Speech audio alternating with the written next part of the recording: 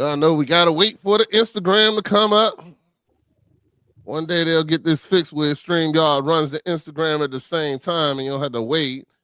But now we are live. Hello, hello, hello. It's your boy, the Beast One. Welcome to Dad Mentality Podcast. This week we have a very special guest. I've been waiting for this gentleman to join us for a while. I just wanted to make sure we had the right time and everything for it. Y'all know him as Mr. Strickland, and he's with MPSC Entertainment. And we're going to talk about, how it is the journey for clean comedy. And then also we're going to talk about, what is your purpose and how to walk in your purpose. So we'll get into that later as we go into the show. Y'all know what it is, Dad Mentality.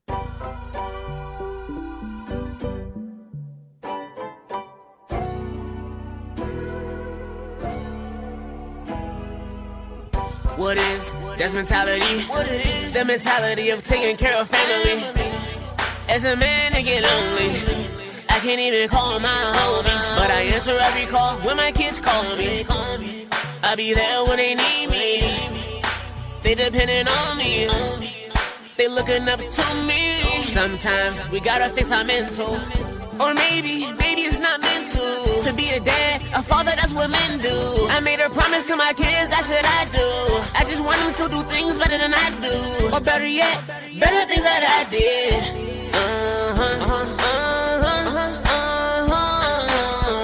What is that's mentality? What it is? The mentality of taking care of family. As a man, I get lonely. I can't even call my homies, but I answer every call when my kids call me. I'll be there when they need me. They depending on me. They looking up to me. Welcome to the show, shout out to the coach. And Matty Ice Cold Crypto. And each one, teach one. That's mentality, we just try to reach one. What is, that's mentality.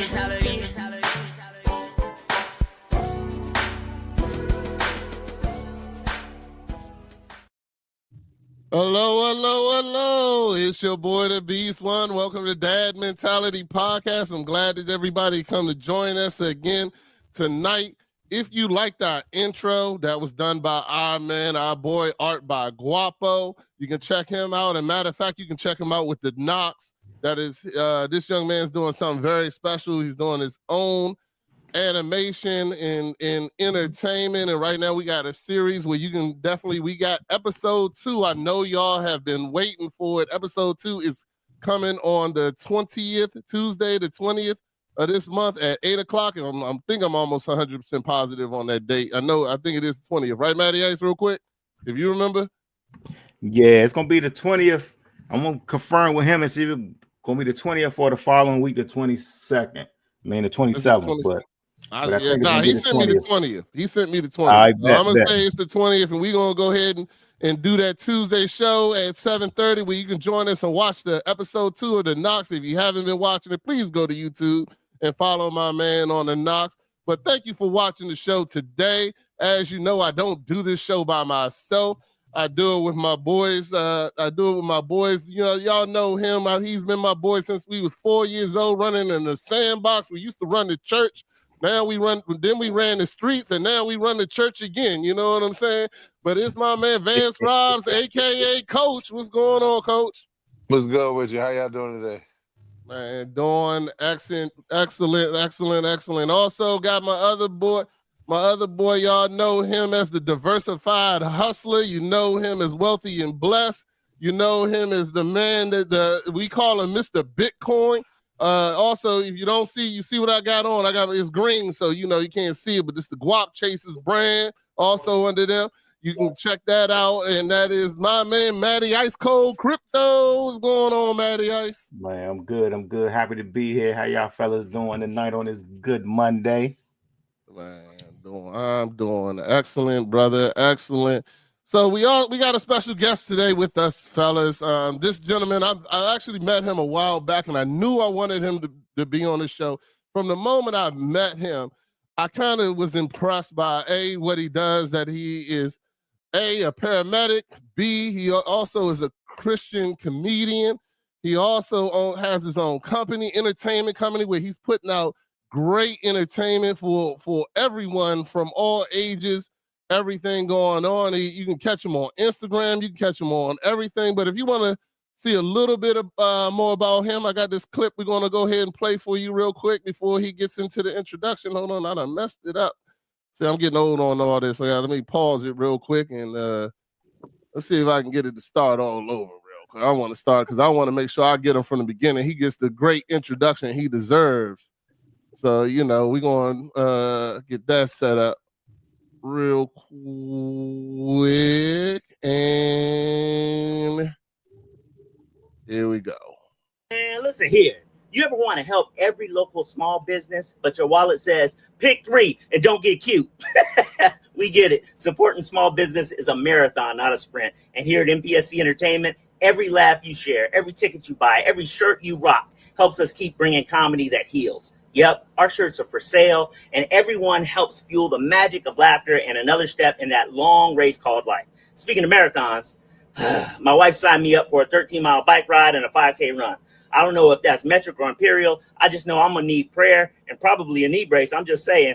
But hey, inch by inch, it's supposed to be a cinch, right? Right? I don't know. So when's that Mother's Day comedy show again? Saturday, May 17th, live, online, or on demand when you need that boost. Grab tickets at mpscentertainment.com and use code MPSCPS for 25% off. Let's laugh together. Life's better that way. Stay blessed, y'all. I'll talk to you later. I don't want to run. Peace. All right, so this guy here, his name is Phil Strickland. What's going on, Phil? How you doing today, brother? Y'all, what's up, y'all? Hopefully you can hear me okay. I'm actually at the fire station. I got some knuckleheads I'm working with over here, so hopefully they won't pop in and disturb me, but they usually don't follow the rules too much. But either way, I'm here with y'all. I'm happy to be here.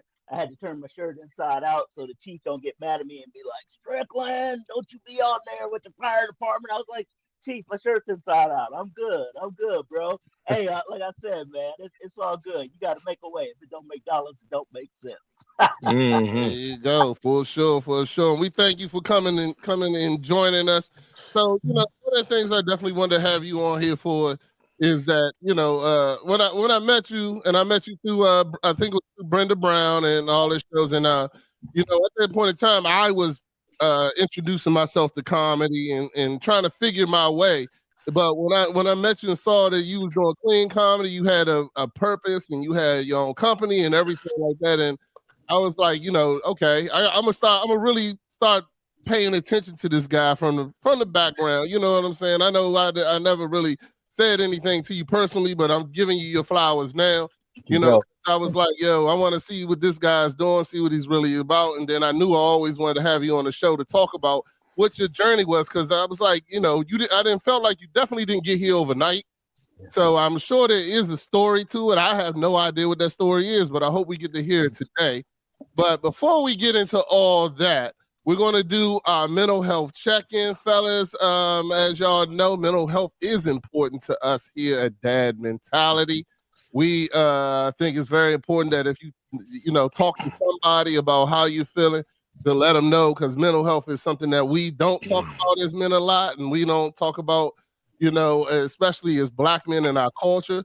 So we want to make sure we break that and let it know it's okay. So anybody in the comments, please, if you want to check in and put your mental health in, we'll definitely talk about it and see what's going on. But we're going to start with us today. And I'm going to go ahead and let Coach start us off with this week of mental health for our mental health check-in. Oh, man. I mean, the last week was, a kind of a blessing in disguise. You know what I'm saying? It was a busy week. You know what I mean? The wife has started a new chapter in her personal life with, not even personal, her professional life. She's part of Goldman Sachs internship program for the top small businesses. So she started that, which of course made my life, a little bit more stressful and helping more around the house and so forth. But it was fun. I managed to execute a couple events for her company last week. My regular job has been picking up pretty good. I know that, Mr. Strickland kind of mentioned his little 13-mile bike ride that he was talking about. I managed to get 97 miles in last week on a bike. So, you know what I mean? I haven't gotten up to my 3K run yet. So, or 5K run. I haven't gotten that. I think I'm dealing with a strain from back in early February that I need to really go to the doctor about. But all in all, I'm probably at about a 7.5, 8 this week. So got a follow-up doctor's appointment tomorrow. That's really important. So I'm looking forward to it. Hey, buddy, how long you think you was waiting to mention his little 30, his little 90? No, I seen him when Phil said what he said, and I was like, man, I was like, come on, coach, come on, man. Everybody can't ride 97 miles, bro. I knew I was gonna fry him. Talking about 13 miles. That's a warm up. You know, come on, man. Warmed up. Everybody don't have the same bike seat you got with the butt cushions. They can't ride 97 miles, man. You know what I'm saying? You know what I mean? So y'all already knew what was about to happen. The minute he said bike ride that video, Rodney set you up. That's really what it was. Don't even. Hey, but this what Coach ain't telling y'all, man. He got an electric bike. He got an electric bike over there. No, sir. If you see me on an electric bike, no, sir. Rodney seen the bike. But Rodney is hey, man, you gotta play Rodney. He threw the alley-oop to me by playing that video about a bicycle. Like, he already knew what he was doing to begin with. That's why he picked it. I did. I ain't gonna lie. I knew it was gonna come. That's why I saw his face as soon as I was watching the whole time. Yeah. You're like 13 miles. Like 13 mials. 13 miles. I wouldn't even bring my bike out for 13 miles. What are you talking about? So anyway, I knew it was not off the gate, right? Y'all, all right, be gentle. It's all good. Anyway, we gonna go ahead, Matty Ice. How your week going? Where you at from 0 to 10, sir? And what you got? What you feeling good and looking forward to? I'm feeling pretty good, man. I'm still at my 8.5, 8.75, man. I had a good week last week. Like, my week's been busy, like, you know what I mean? Because I've been trying to balance my new work schedule on top of, you know what I mean, still running the business and taking care of the family, you know what I'm saying, coming home, cooking dinner, doing everything. But I'm taking it in stride and enjoying it, you know what I mean? I'm feeling blessed that I'm even capable of doing all that I'm doing right now, you know what I mean? So, you know what I mean, weight still coming off, man, you know what I mean? I'm down some more pounds this week, coach. You know what I mean? I'm down. I didn't even notice it. My bad. You know what I mean? So I'm you muted, coach. I want to hear what you're saying. I noticed it, man. I noticed it. The hat is fitting better. Your head is smaller. You know what I mean? You can button the top button on your polo shirt. Yeah. You know what I'm saying? So I'm feeling good, man. Like, you know what I mean? So balancing life between, you know what I mean, working, because, you know what I mean, like this. I haven't worked the, you know what I mean, quote unquote 9-to-5 job in a lot of years, but I'm blessed for the opportunity that came about, man. I'm like really enjoying it, you know what I mean? So between that, working, yesterday was Mother's Day, man. So I got up, went to church with the wife, took, you know what I mean, the family, you know what I mean, had a good day, cooked dinner. And then on Saturday, my daughter led a presentation at Bowie State for one of their expos. I appreciate Vicky for coming out, supporting. Vicky came through, Rodney's wife, and she did an excellent job. So that was a bonus to the weekend. So, you know what I mean, things have been good, man. So I can't complain right now. You know what I mean? Can't complain. Just still trying to find that balance, though, running the business and working a full-time job again, but I think I'm starting to find my stride this last week, you know what I mean, of balancing both of them, man. So I'm at a 8.5, 8.75, man. Like, I would be higher. Only reason I'm not probably a little bit higher just because I felt myself being fatigued, but I was able to get a little bit of rest on Saturday night, and then took a little nap when we came home from church before I cooked dinner. But was feeling good when I woke up this morning, and today was a good day. Started the week off good. knocked out a good project at a store that we setting up this week. So nice. I'm feeling good. Good stuff, bro. All right, so for me, and I'm kind of like you, Matt, in a lot of things you said. One thing I've been really focusing on, and I don't know if I put it on the shows. It was a clip I watched. Yeah, we did. I think we did talk about where you changed that got to get to. And I've been really changing that. Every time I say to myself, oh, I got to go to work, I change it to I get to go to work. You know what I'm saying? Like, oh, I got to cook. You know what? I change it to I get to cook. And it's really been helping me with changing my focus. You know what I'm saying? Changing my focus on the positivity and not, and you know, like they said on there's somebody out in this world that wish they had my problems. You know what I'm saying? The things that I'm complaining about, there's somebody out there that wish, you know, my job is in a very, not a great area of Washington, D.C., and I've even been saying that to the people at my job and trying to get their mindset into that same thing where we're you know, where we break. I was like, yo, we can break this stigmatism that we have in this area. You know what I'm saying? I was even talking to a customer last week about it because she was like, you know, oh, this is Southeast, y'all, you know, we don't, I understand why the service is not going to be good. And I was like, well, that's not here. You know what I'm saying? Like we don't do what you're talking about ain't here. You know what I'm saying? And we had to have that real conversation where, you know, you got, you know, there's always what they say, there's grass that grows in the concrete. There's, you know, things that happen out of places that I wouldn't be like me. I would have never, you asked me a year ago that I'd be working in Southeast in a restaurant again.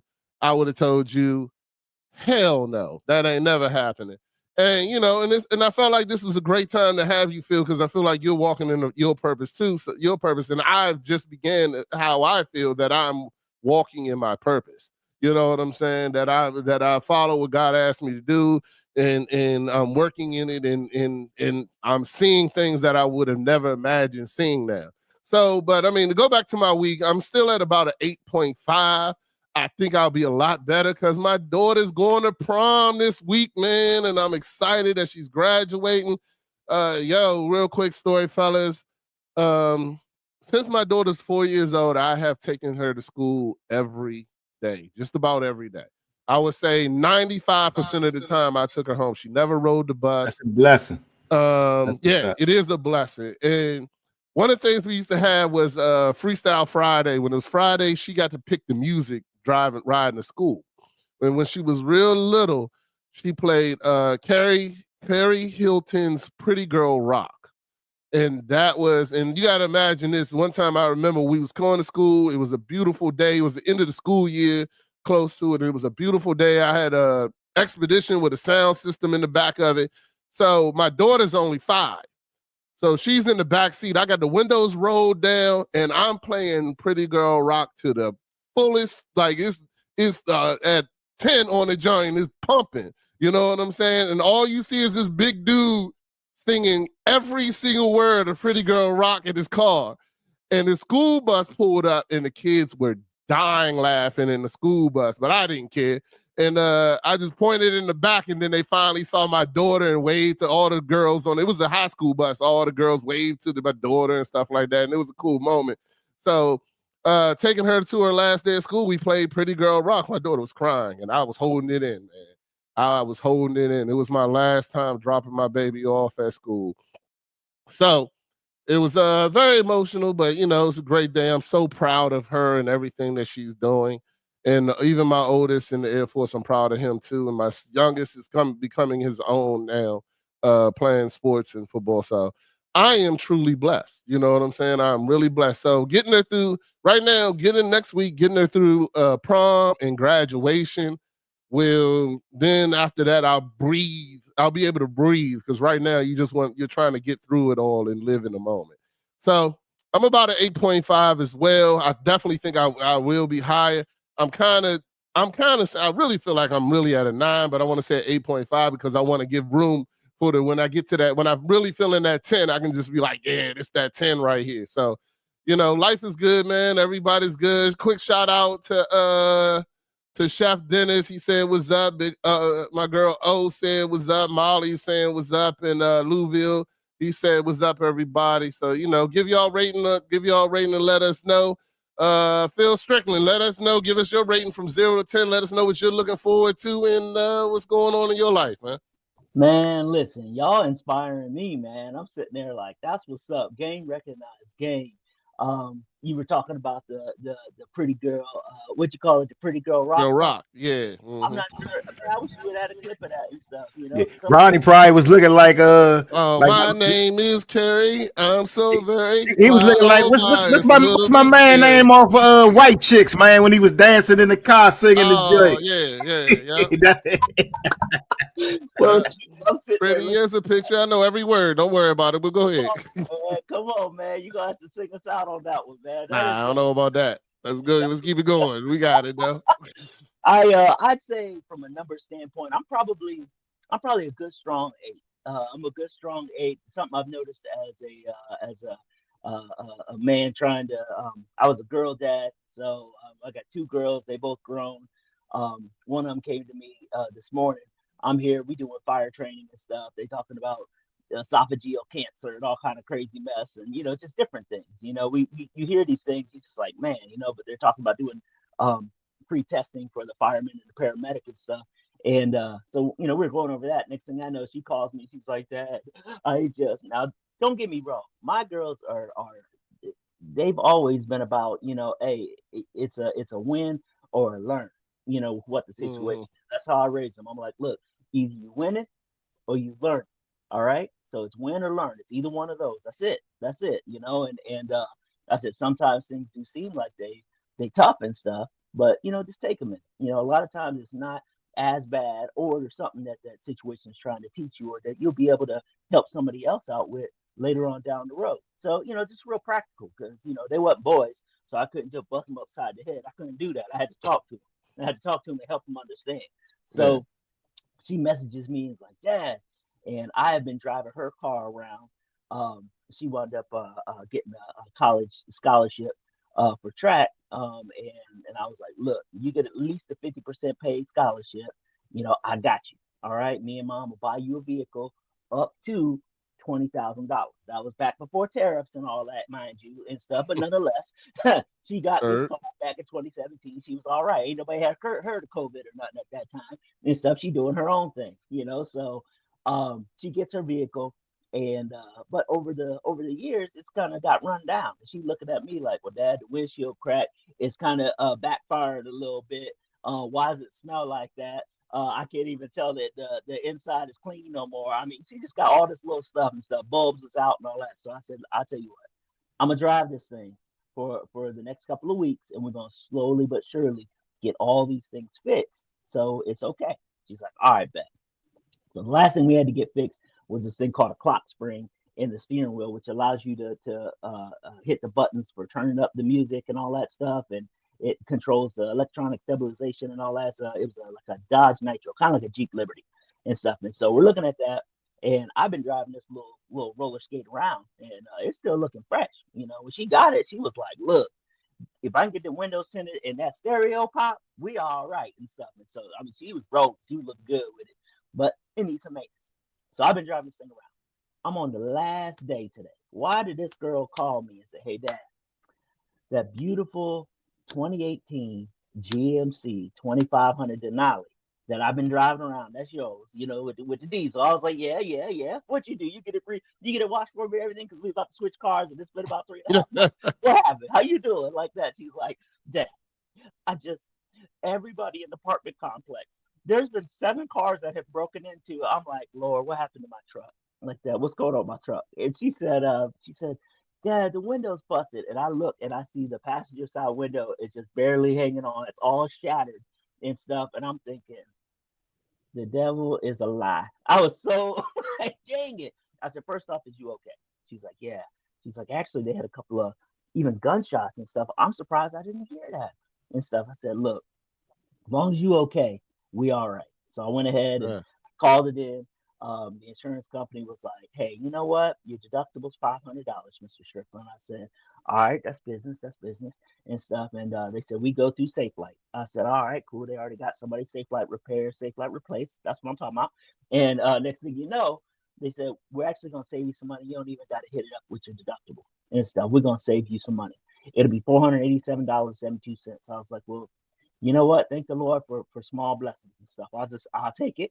I'll take it. I'm not happy about it and stuff." Yeah. So she drove it to the fire station and stuff, and the guys here were talking with her, whatnot. She's like, "Dad, I'm so sorry." I was like, "Listen, life happened. All right. Mhm. Now I don't like spending all this money. You still owe me about $3,500 for getting your car all where it needs to be. I love you enough to let you not only have the power, but the responsibility of having that. But hey, look, we might have to split this window because look, I ain't made the money. I ain't out here volunteering. I'm out here All right. I'm out here trying to do what I gotta do. And stuff. But nonetheless, I said in all seriousness, you good, baby. You good. So like I said, I say probably about an 8 if you'll allow me just in 1 minute or less. For Mother's Day, Good. me and my wife, we went to church and stuff. We met the youngest there and stuff. Went around, took some flowers because I got a lot of ladies in my family. So we took some flowers to my mom. We get over there, she having a problem with her sugar. So we're like, all right, cool. Look, you need to be on this insulin sliding scale, and all my wife's a nurse and all that. And we're like, hey, we'll help you with my chart and talk to your doctor and all that sort of thing. So we do that, give her flowers. Go over to my grandparents. Grandma needs help opening a jar of pickles or something and all. We give her flowers. I talk to my grandfather. Now they 93 and 95 years old and stuff. Y'all don't come here enough. What's happening? Yep. Wednesday. We always eat beans and cornbread on Wednesday. I see y'all Wednesday. I said, but we can't stay long. We got to deliver all these flowers and stuff. Next place we stop by, we go see both our aunts and stuff. So her aunts are there, and one of them's got a medical issue, and we're like, you gotta have that particular piece to take care of what you got to take care of medically. Now I ain't gonna get into that because it's HIPAA. But the point is, Right. when we went back to give her that piece, just my wife went in because I'm like, you the nurse, go on. Right. You save urine. I mean, go on now. So Yeah. Yep. if we get that situated, and finally we make it over to her mom's house, and my wife was like, dang, I didn't even get a chance to enjoy my Mother's Day. This is supposed to be about me. And she was getting a little down about it. I said, look, God ain't gonna forget not a 1 second. All right, we're gonna get double for our trouble on this. Ain't nobody else in our family that can do all this stuff. Help our family members in and around Columbus, Ohio, which is where we hail from and stuff. We gonna be all right. So it ain't about looking at it like I didn't get to and all that. No, God got us. You know how much we pay attention to our growth. It's like what Rodney said. Yeah. Hey, it's a blessing, brother, because some of us ain't got an aunt. Some of us ain't got that mother to go see or that grandmother. So I'll be honest with you, hearing your story made me jealous because I ain't got it. You know what I'm saying? So, no, but I mean, I'm grateful. I'm not, really jealous. My mom, the time that I spent with my mom was amazing. So, I'm glad that too. But what's the thing you were saying, Rodney? You said I don't got to, I get to. Yeah, I don't got to, I get to. Yeah. So it's definitely something I've been 100% focused on. But it's hey, that to me sound like a great Mother's Day. I did not. Oh, let's all say thank you and happy Mother's Day to our special women on our life. My wife is an excellent mother and wife. All the mothers on the call, Courtney. I'm not sure your wife's name, Phil, but happy Mother's Day to her. I saw Vicky. I was able to wish her happy Mother's Day on Saturday. So definitely Miss O as well and Courtney. For sure. 100%. All y'all wives. Yeah. And if you want to ever visit our wives, there's an episode where the wives have been there. Even before this one, we've had all three on here. So, it's a great time to check us out. They all definitely have our backs. And, but like I tell my wife, Mother's Day for her is every day. So, I don't need no special days. But, we keep that moving. Father's Day on the way too. We got Father's Day on the way, bro. I'm gonna put in a plug the day after. We making sure. Hey, she didn't get a full 2 days. Nah, hold on. We gotta remember that. What's about to come on? All right, so fellas, one of the things I want to definitely talk to you about, Phil, is that when one thing that you do that's different than a lot of people doing is you do Christian comedy. Mm-hmm. So I'm just curious to why, what made you decide to do Christian comedy? Were you doing, you know, the hardcore stuff before and then you decided, or you always went down that road of Christian comedy? Well, shoot, a lot of that is based on the fact that, again, being at a fire department and stuff, you get a chance to work with a lot of different characters. A lot of these jokers is retired or previous military and stuff. And in the military, you got some hard jokers. You know, I was a military brat growing up. My father did 22 years in the Marines. He was a black helicopter pilot. He wound up retiring as a major and stuff. I mean, he really did some big things. And then all this after playing for Ohio State. Watch out now, go Bucks, man. He was in 1970 national championship team. So he was on there handling business and stuff. But what wound up happening is he went on to the Marines after that. And a lot of them jokers, you know, with that kind of jock mentality and all that stuff, you know, you can always tell the ones who are usually cussing the craziest and got the craziest stories or whatnot are usually the ones that are the most insecure anyway and stuff. And if you can kind of keep yourself cool and tell the story, can you tell the story without putting all the low-hanging fruit of all the bad words and all that stuff in it, all the rude comments? Can you just tell the story and have that be entertaining and stuff? Well, why do you do that? Well, with my, again, being a girl dad, you know, I was doing my best. I wanted to show my girls, look, this is the kind of man I want you to pursue and stuff, is one who can go deep in the bag to explain themselves, whether they're trying to be funny or whether they're upset or, you know, when they have to hold big things and stuff. Because as I sat back and watched my father, you know, he was a gentleman nonetheless. I mean, he acted the part of an officer. You know what I'm saying? He acted the part of a boss. It was a man of few words. Now, my mom, who was a talk show host, which you can imagine where I got all my talking from. Okay. She was like, hey, you know, take time to explain yourself and that sort of thing. And you smart enough, you ain't got to use, you know, you can use your church curse words, frick and dag nabbit and son of a biscuit eater and all that sort of thing. So in doing all that, a lot of times the folks and stuff that I work with, they get to the point where they're laughing, and you know, that kind of recharges you, almost like that Monsters Inc. You know, you can scare people, you can gross them out, you can do all this other stuff. They only got so much power in their little power cells and stuff. But when the monsters got them kids to laughing, that's where the magic happened and stuff. And you know, everybody can have a good time. So anyway, in trying to tell a lot of the stories, when the girls would be like, Dad, what happened at work? Well, I can't tell them, hey, you know, there was a prostitute that you know got you know raped and murdered. You know, I can't tell them, hey, there was a kid that died in the fire.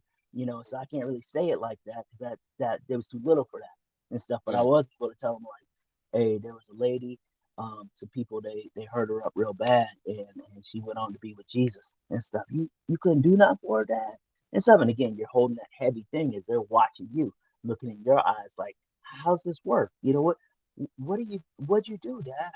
I mean, you couldn't do nothing for her, you know, that kind of thing. It's like, nah, I couldn't and stuff. But you know, we doing our best. You know, there were some other people that survived and stuff. What about the bad people? They catch them? Nope. But maybe we need to pray and you know, say something to the Lord so he can make them moves that he's got to make to get people where they got to be and stuff, because he loves us all and stuff. Even the bad people, Dad.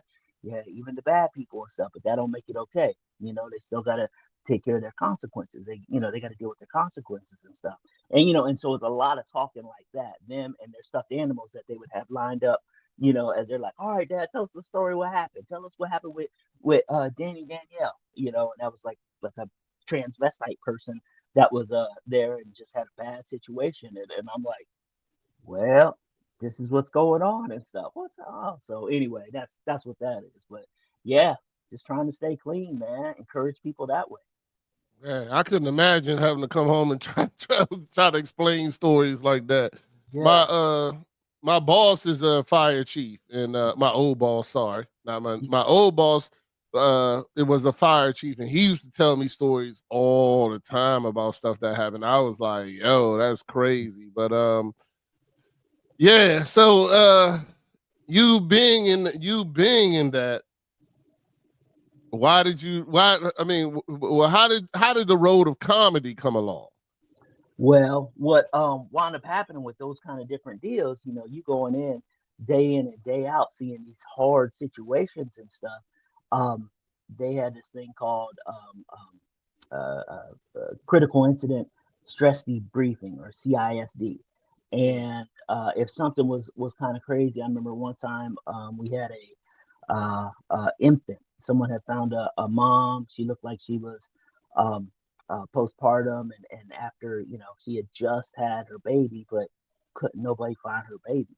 It was like, what, you had a baby? You're showing all these, all this stuff that says, hey, you just had a baby, like within hours and stuff. Where's your baby? And so they're trying to get her situated. She was kind of having a little bit of she was having a mental crisis and stuff. And we wound up finding the baby, but the baby was in a stream, and it was just rolling over where the water was going over the rocks and stuff. And the baby looked like a doll baby, and it was just rolling over with the umbilical cord just right there. Like I said, it looked like a doll baby. And we were just like, man. So it turned into a body recovery. We couldn't do anything with the baby. We couldn't save the baby. And after that, they put us. Sometimes they would put us into groups with different counselors that specialize in that kind of thing. And in talking about it, a lot of times we feel better and stuff. Some of us have more of a darker sense of humor, or can be kind of rough or callous about it and stuff in ways that ain't for everyday average ears and stuff. It's just like, man, that's dark, man. You looking at it like that, that's crazy, bro. You had that. But then some of us, you cry, and you got different things and stuff. But anyway, in these kind of situations, we were mandated to go to these debriefings. What was found out was, as I was in there talking to them, the counselors were, they take you off to the side as you go through the process over days and weeks and that sort of thing. And it would come up like like waves over the seasons. This was, I've been doing this for 30 years as of October this year. And so there's times when it's a little harder than others. And anyway, what wound up happening was I was talking with one of the counselors, and he said, Mr. Strickland, you have a tendency to read the room, different than your first responder counterparts. And a lot of times you're bringing people from emergency to a state of equilibrium to where they're kind of okay.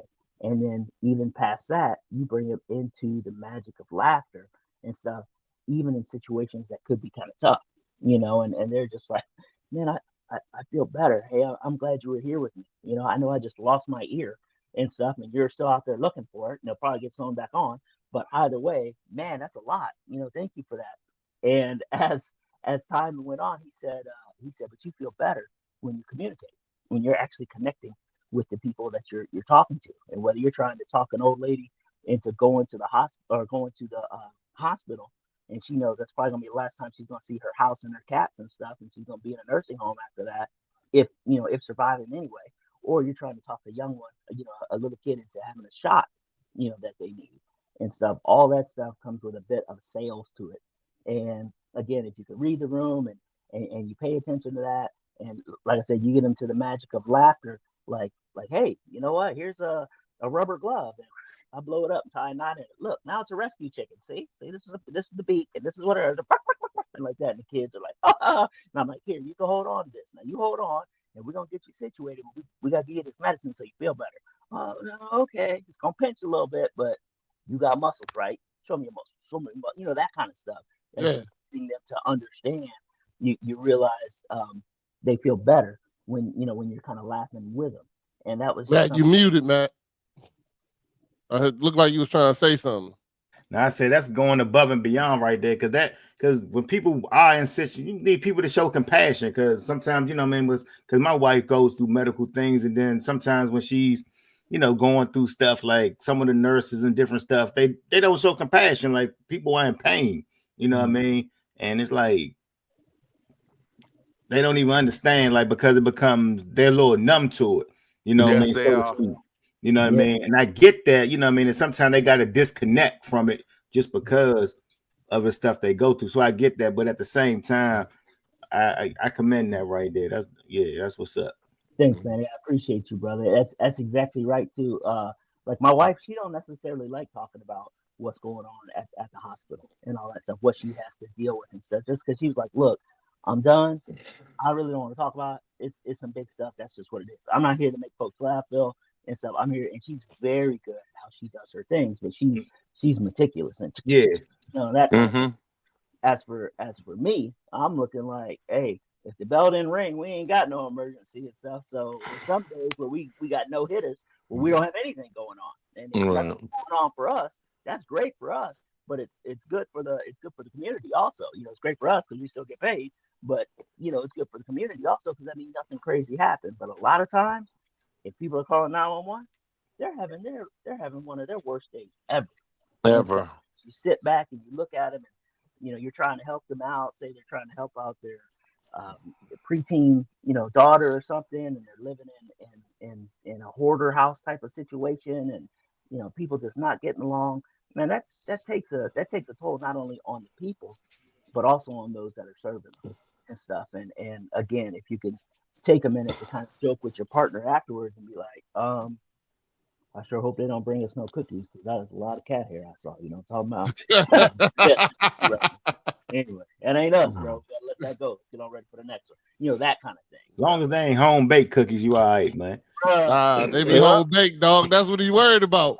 They be home baked, dog. Don't do potlucks. Don't do potlucks. They got the burn and all that. I ain't the one, bro. I ain't the one. Man, you just rescued from a hoarder house and they come bringing you a lasagna. You know what I'm saying? Yo, we appreciate y'all. Y'all did so good here. Taste it. Get that joint to the dog. My stomach. Yeah, they be like, that's when you be like, oh, I'm vegan. I'm sorry, You trying to hurt people's feelings, man. They come off funny. Man, you still gotta accept it. You just ain't gonna eat it, man. You just think like, I appreciate it, man. It's the thought. It's the thought that counts. It's the thought that counts. What do you think about the cookies we brought up there, man? All that stuff. Now you put them down on the table, man, for everybody else to eat. Like, here's some cookies downstairs, y'all. Right. Yeah. Nothing worse than finding to be halfway through an oatmeal raisin cookie and realize it's just oatmeal. I know that raisin ain't It ain't there. That raisin ain't a raisin, dog. That's ain't a raisin, bro. I don't put it with my food. I don't do that, man. We do that right. We look out for our food and our bedding and all that stuff. Don't play with another crew member's bed and don't play with a crew member's food and stuff. We gotta live. It's stuff. So don't play no games because it'll only be played once. Get some ice for that eye. You boy, don't be giving me nothing. Don't mess with my food. Nah, I hear you. That's crazy. That's amazing that you can take that type of situation, like, that I'm sure you deal with. You just even telling that story about the baby going down the stream. Yeah, that would be my last day at work, son. Like, yeah, I'm good. I'm good. But I mean, that's what. So, do you feel like comedy is part of your mental health to keep you mentally healthy? For sure. There's so many times I went up on stage and I'd be like, look, y'all my mental health therapy. They like, I'm like, you helping me. I'm glad y'all laughing, but y'all helping me because this is just how I am. I'm gonna sit back, I'm gonna say stuff, and it is what it is and all that. I'm glad you guys find it funny because I'm more of a funny storyteller as opposed to a why the chicken crossed the road kind of thing. No. I'm more of a funny storyteller, and I kind of go from there. But as you catch the feelings as you go through and stuff, I'm like, that helps me. I got to get it out, and talking to my my daughters, like I said, when they were younger and all that, they'd be like, what happened? And I felt better kind of telling them like, look, so I had to deal with this, and then that was a car accident. And then this we had to find somebody in the woods and stuff. It was cold out there and stuff, but we got them. We got them warmed up and everything. But man, they had to be out there. Yeah, that's crazy, Dad. Yeah, that's why I don't leave the yard. That's why I make sure you listen to your parents. That kind of thing. Like, oh yeah, like so. It was straight. Yeah. Definitely. I remember when 9/11 happened. My eldest, she had to be 6 years old at that time. So 9/11 happened, and she's, we're all watching this all at the same time and stuff, and she's like, Dad, do you gotta go there? I said, no, they got other firefighters and paramedics and folks out there to handle all that. And she's like, well, do you if there's a fire here, can you not go in it and stuff? I said, well, that's my job. I know what to look for. I got to help those people. I know if you was caught in the house and stuff and it was on fire, I'd want you. I'd want a firefighter to go get you. I'd want them to make a plan to get you. You couldn't get me, Dad. I was like, I would definitely try, but they're equipped and they go fast. They figure it out and they got a plan and boom, they make it happen and stuff. And she was like, that's what you do? I said, yeah, sometimes when I'm not assigned to the medic unit. That didn't mean that to her, but to me it meant a lot because that's hard. Right. So, Right. I said, but yeah, no, that's what I do sometimes and stuff. Some days I'm a fireman and on the engine, and other times I'm on the medic. And she's like, well, can't you just let somebody else go do it when it's time? Because I don't want you to get hurt. And again, we're seeing all these images, the plane flying into the building and all this other stuff. And I said, look, just like I'd want a fireman to get you, if there's a kid in there, I'm gonna do my best. I'm gonna come up with a plan with the other firefighters because we work as a team and stuff. We're gonna figure out a way to get that kid. All right, if that kid's still in there, we're gonna try to get that kid. All right, and I want to do that with you, so I got to do that. And she was like, all right, well, just be careful and always wear your seatbelt, Dad. I said, okay. Hey, just get there. Make sure you get there. Yeah, make sure you get there. Yeah. Make sure you get there. Yeah, she's about to make me a grandfather. Me and my wife, we about to be grandparents. Oh man, congratulations, man! Congratulations, man! You old like us, yeah, bro, man. That's good stuff. That's what keep us looking like this, but we still the ages we are. I hear you. I definitely hear you. You know what I mean? I ain't ready. It's gonna be a granddaughter. I'm not ready either, dog.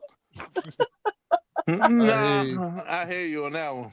I definitely hear you on that one.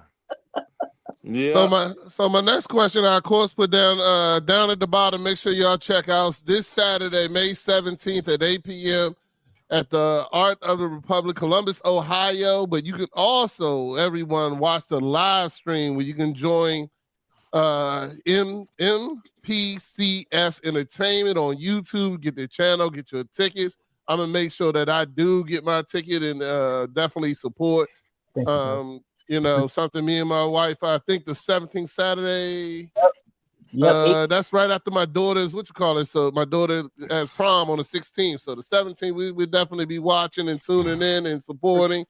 And so now to go into my next question is about MPSC Entertainment.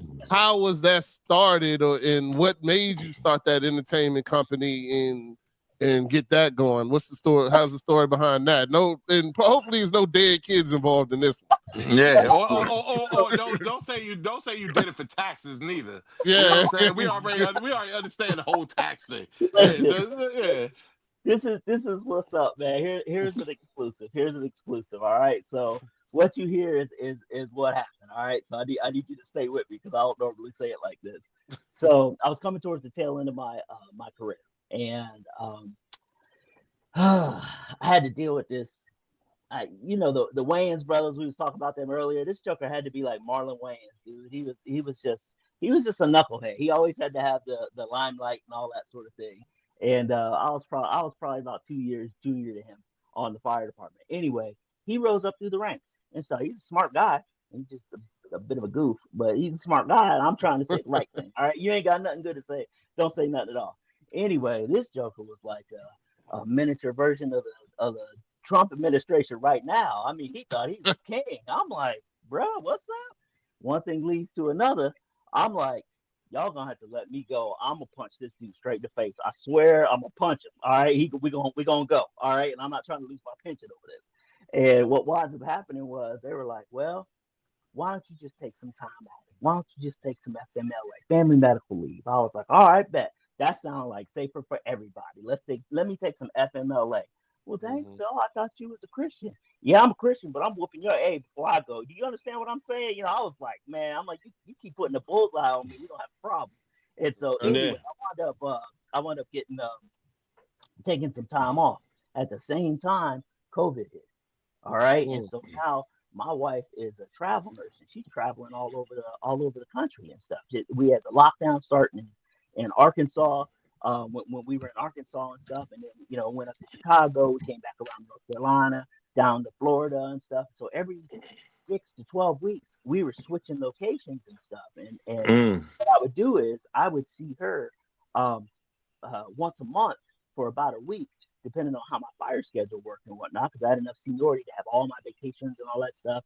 But anyway, so COVID hits, and I'm looking like I'm about to use my time off and be with my girl, Right. she at and stuff. So anyway, we go ahead and we do that and stuff. But in the meantime, as I was off work, because Mr. Strickland, you still mad? You still want to chop somebody's head off? I was like, yep, he ain't ready, like a Cheez-It commercial. Yeah, exactly. He need to stay off. That's how FMLA works. Hey, That's how that mental health time. I need some mental health. FMLA work. You ready yet? No. You better ask somebody, because I was like, don't put me in it. Don't put me in it, because I ain't playing games with this. All right, I'm upset about it, and I don't like being treated unfair. And we was doing all them protests and all that Black Lives Matter stuff and all that. I'm like, bro, I don't know who you think you're talking to, but don't let the smooth taste fool you, my brother.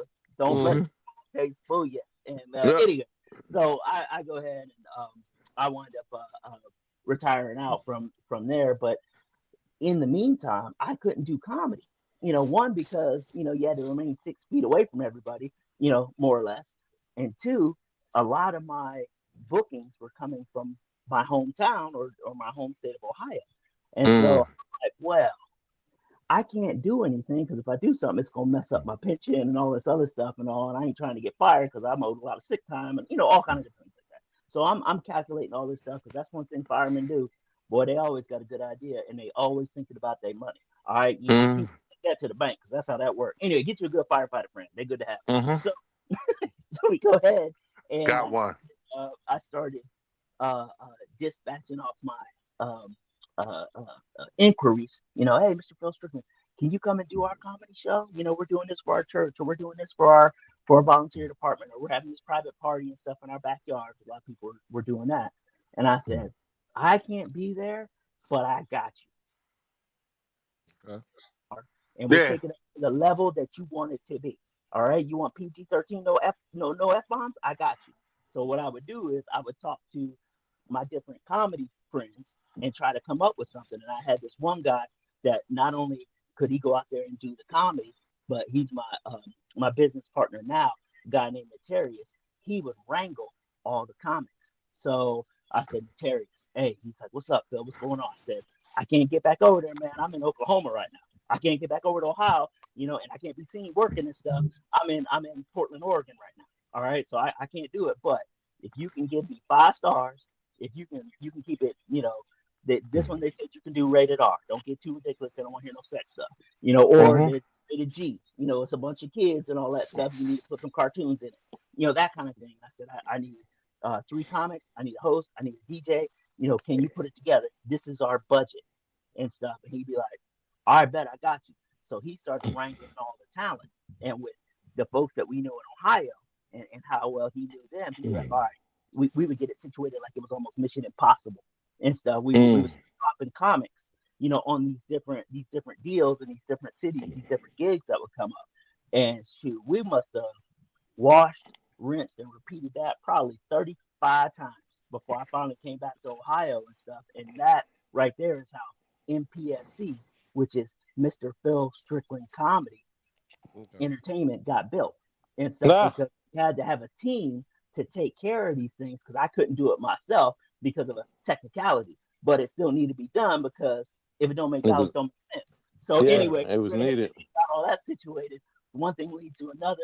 Now we do it as our regular gig and stuff. We put up private shows. We do all kinds of stuff. We've been in detention facilities. We've been at bridal showers, baby showers, weddings, all kinds of different ones and stuff, where we'll actually sit there and see what they want and then we give them what they want. We Give them what they want.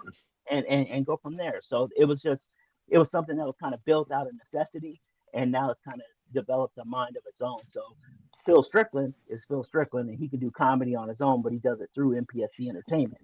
MPSC Entertainment is like the Super Friends. You know what I'm saying? That's all of us together in the Hall of Justice. That's how that works. And then that spreads across the nation, and we dispatch wherever we got to go. Oh, we got one in Texas. Let's call these comedians, see if they can get out there, get them somebody to wrangle it, get them a DJ. Boom, we go from there. They take their cut, we take our cut, and we go from there. So, built by us, for us kind of thing. So that's what it is. Okay. That's what's up. No, that's hey man, that's a good way of building a solid business, man. Yeah. I appreciate that, man. I definitely appreciate it. You saw the need, and you didn't let your situation kind of hamstring you on, you know what I'm saying, not being able to fulfill that need, right? You know what I'm saying? You just utilize resources, and that's what, you know what I'm saying, good entrepreneurs do. You know what I mean? They adapt and move on. Just ask Matty Ice. He got like 30 businesses. That's you know what I'm saying? So, yeah, I mean, you know what I'm saying?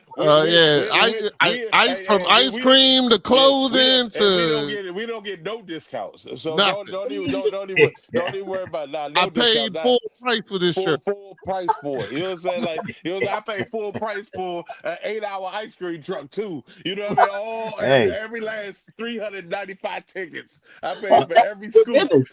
Now we gave a school discount, man. We see y'all in a couple weeks. We see y'all.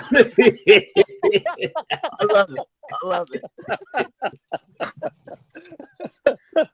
Yeah, man. Nah, that's definitely a good look, man. You know what I'm saying? Outside of the Ohio State plug, you know what I mean? I appreciate everything you said. You know what I mean? You know what I'm saying? I had an Ohio State kid too, Chase Young, you know what I mean? And I got one there now, David McFadden. He's a freshman.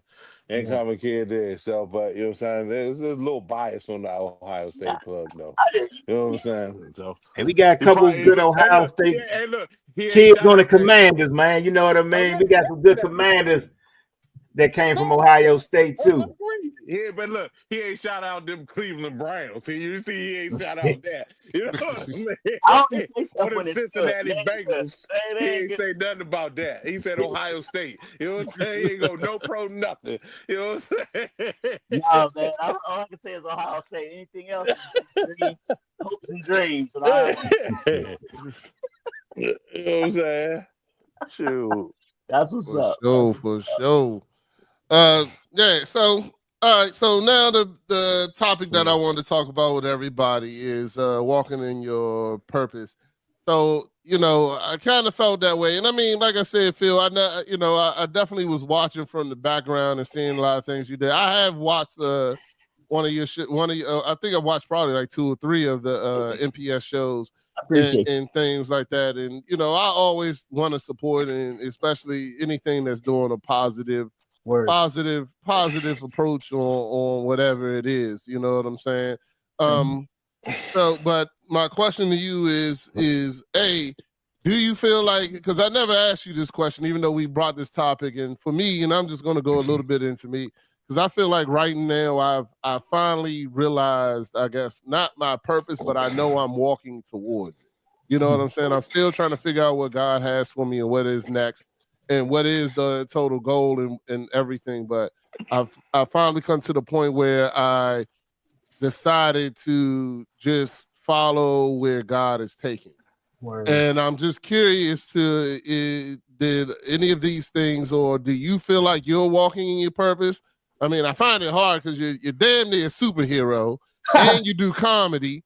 You know what I'm saying? Your wife is, is a nurse. You know what I'm saying? Like your family sound like they just save people on the regular. Like you got a damn in Columbus, Ohio, there's a bat signal that goes right in your window. You know what I'm saying? Like, he turns into Superman and flies over there. You know what I mean? And still has time to tuck his daughters in and tell them stories. You know what I'm saying? You know what I'm saying? Then go to the club afterwards and make everybody laugh. Yeah, there you go. You know what I'm saying? He come in the club with the baby in his arm with a ladder in the damn what you call the axe and shit. Come in the drink smelling like smoke. And be like, all right, I'm gonna do my 15-minute set. Let's go. Yeah. Listen, man. Hey, I'm 50 plus years old, bro. I don't be carrying that stuff like them young ones do, man. I'll be like, listen, all right, let's work smarter, not harder. Hold on. Who got the real strength? Let's make that happen and stuff. But I feel you. For a long while there, again, when the kids were growing up, and that's what really shaped kind of what it is that I do and how we do it and stuff. Some of the things that I'll tell the comedians that we bring on. And so I was like, one thing, let's also keep in mind, y'all's 1099. All right. Y'all independent contractors. All right. So let me, help me help you by doing what the heck it is I'm asking you to do. They're like, dang, how do you keep it all under control? Because it's like you can get into this and be selfish. You can and just be you the comedian and hey, it's mine. I'm gonna get that deal, not you, and all that stuff. But I figured if we looked at it like from the standpoint of how we look at it again on the first responder standpoint, I've been doing this more than half my life, and as I'm looking at trying to get the job done, if we have a structure fire for example, we have a house fire for example, you got a chief there that's watching the whole situation, making sure the building ain't about to fall in on the guys that are on the inside and all that sort of thing. So they're looking at all that, making sure the power is out because they call the power company the way they needed to. You got a guy running an engine who's pumping the water into the house. You got another guy on another engine who's supplying the water from a fire hydrant that's down the street and around the corner, and they can't see each other and stuff. You got two guys in there on the hose line and stuff. You got another two guys doing search and rescue, trying to find any victims that might be unconscious and that sort of thing. You got guys in the medic, they're on standby waiting for their own people, as well as any victims that come in. Because you get one victim, boom, that ambulance has to go out and another one has to rotate in. You got guys cutting a hole in the roof, you eject the smoke and stuff. You got a tower captain on the back watching the backside that the chief can't see and reporting back to him. The point is all these things have to happen simultaneously. And you have to have, you got to learn to work smarter, not harder. Seriously, you got to look and have some kind of a game plan. And you can't be outrunning each other. You got to play your position the way it needs to be played. Now we get into football and all that sort of thing. Coach, you know what I'm talking about. Play your position. So in doing all that, what I realized was, and working with a lot of these comedians, they were all the same across the country as I was meeting them, over all this time up until 2023 when we came back to Ohio to stay because we're looking at our family like they a little worse for the wear and there ain't no other medical folk here, So hey, Sandra, it's up to me and you and stuff. And we like, yep. So, we got to help our family out. But either way, I said, if I can get these comedians to work together, then we all and stuff. But no one knows how to really take advantage of the strengths and stuff that each one of them has. And I'm like, well, shoot, you heard of Batman? Shoot, I'm gonna be Phil Man. That's what's up. Yep. I'm a superhero. He just be thinking, So I'm like, let me think, how can we do this? All right, now this guy's got a strong following. This guy over here, if we can keep him on the good foot, so he ain't out here cussing and acting crazy, but he got some good stuff if he just keep it clean. This young lady over here, not only can she tell jokes, but she ain't hard to look at and stuff. We start putting all these things together and stuff. Next thing you know, like I said, it's like Tupac. If it don't make dollars, it don't make sense. You put all that stuff but it work together. Now we all making cash.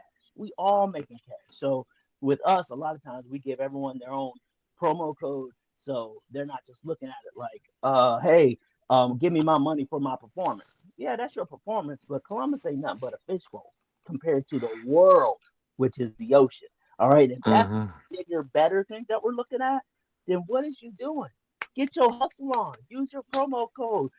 Leverage your social media following. That's what we try to do. That's why the bigger thing is watching it online and stuff. Yeah, that was something that was made in stride, as we try to design all that and stuff. But man, come on, man. You got the hustle and stuff. And this way I can pay each one of them based on what's going on. Because as they sell their ticket, I'm like, here's your cut. And so, the show, I gotta bring my own audience and stuff. And listen, if you is as good as you say you are, then go be funny. And there's people that want to see you. And if they want to see you, give them the opportunity to see you, even if they ain't in Columbus, Ohio. even if they ain't in Houston, Texas, even if they ain't up in New York, New York. What's up? Yeah. Oh, that makes sense. And through them promoting their stuff, they'll automatically get a chance to see me. I'm like, right. As you guys take care of one another, you'll be taken care of all the way around. All right. The only thing that's funny is on stage. Everything else, cutthroat serious. All right. So let's see. And they understand it and they like it. I'm like, I'm not here to necessarily make you feel good. I'm here to make you money. All right. We try to make money, but everybody got to play their position if we expect to go to the Rose Bowl or Super Bowl or whatever, however you want to put it. So that's my right. You ain't got nobody going to the Super Bowl in Ohio. So. Nah. You ain't got to worry about that. Yeah, you ain't got to worry. So Rose Bowl was a better analogy. And that's a baby. That just depends on how Michigan be acting. You know what I mean? So you know what I mean. Definitely. I definitely believe. You know what I'm saying? This everybody has. You know what I'm saying? Their key input, and there has to be a leader. You know what I'm saying? It's funny that you say that. What you said is that a lot of people, you know what I'm saying, complain about being part of the system. But I was talking to my wife the other day, and I said, it's amazing that a lot of people don't fulfill their dream because they don't even try to do the simple steps. Right, like especially when it comes to entrepreneurship. We had this conversation last night or the night before, and I was like, everybody could do this certification that I just did because all I did was fill out a piece of paper. Right? And even if you get it wrong the first 3 times, the 4th time you'll get it right and you will be certified in this particular area. And it didn't take you any effort at all to do it. But some people won't even do that effort. They won't even put forth that effort to fulfill their dream. And it's crazy how much the will to act on your dream is really what's holding people back from fulfilling their dream. It's crazy. And a lot of people think it's going to happen overnight too. They think just because it's something that you think, oh, I'm really good at this, so I'm going to blow up overnight. You know what I'm saying? Like that don't mean it's a million people good at stuff. You know what I'm saying? And it's just like, and it's just like, even I'm sure, Coach, you tell your kids, and I've been telling, like I tell my son now, he just recently said he wants to get into football. He's really getting into football. He started playing flag football this year, and he's really getting into it. And my son is fast. He's really fast. But I was like, son, you got to understand, when we really get into this, you're going to run into kids just as fast as you.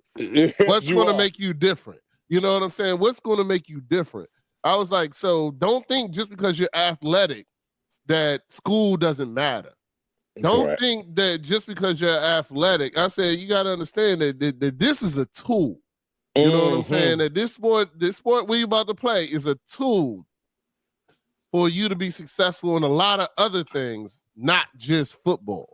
You know what I'm saying? And I promise you, he won't go to Ohio State. But if he does become successful, I'll make sure that don't happen. You know, I'll make sure that don't happen. But you know, if he is successful, you know, my goal for him, and I'm telling him even at an age now, is that, you know, you got to be willing to do what other kids aren't doing.